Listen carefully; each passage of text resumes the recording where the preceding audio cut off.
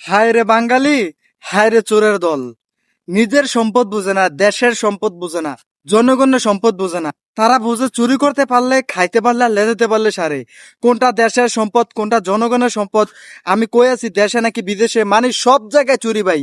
বিদেশ আসলে বিদেশেও চুরি, দেশে থাকবে দেশেও চুরি, রাষ্ট্রীয় সম্পদ চুরি, দেশের সম্পদ চুরি, মানুষের সম্পদ চুরি, জনগণের সম্পদ চুরি। যে কোনো একটা রাস্তার কাজের জন্য একটা কন্ট্রাক্ট পেয়েছে সেটার মধ্যে চুরি। যেই কোনো জায়গায় চুরি ভাই। কি বলবো বাঙালির কথা, যেখানে যাবে সেখানে চুরি। এই বিদেশের মাটিতেও করে চুরি বাঙালিরা। আসলে ভাই আমি লজ্জিত, বাঙালিদের নিয়ে আমি নিজে লজ্জিত। আমি একজন বাঙালি, হ্যাঁ, আমি নিজেও লজ্জিত ভাই। কি বলবো, বলার ভাষা খুঁজে পাচ্ছি না ভাই। এই যে দেখেন এই জায়গাটা, এটা কিন্তু রাষ্ট্রীয় সম্পদ, এটা আমাদের সম্পদ, এটা প্রত্যেকটি মানুষের সম্পদ। কিন্তু দেখেন এখান থেকে সাদা পাথরগুলা তারা যে নিয়ে গেছে, দেখেন আগে জায়গাটা কতটা সুন্দর লাগছে, কতটা সুন্দর ছিল। আর এখন বর্তমান জায়গাটার কি অবস্থা। কত হাজার হাজার মানুষ ওইখানে ঘুরতে যায়, ওইখানে দেখার জন্য যায়। কিন্তু দেখেন বর্তমানে জায়গাটার কি অবস্থা করে ফেলেছে। আমি লজ্জিত ভাই। আমি মেনে নিতে পারি নাই, আমরা জাতিটা এমন, আমরা কোনো কিছু ভাবার সুযোগ নাই। আমরা বাস টাকা পাইলে সারে, খাইতে পারলে সারে, আমাদের কোনো কিছু ভাবার সুযোগ নাই।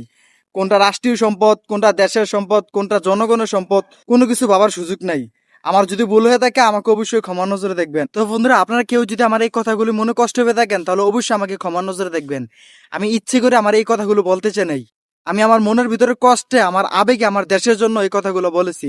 তো সবাই আমাকে ক্ষমা নজরে দেখবেন। আজকের মতো এখানে বিদায় নিচ্ছি। আল্লাহ হাফেজ।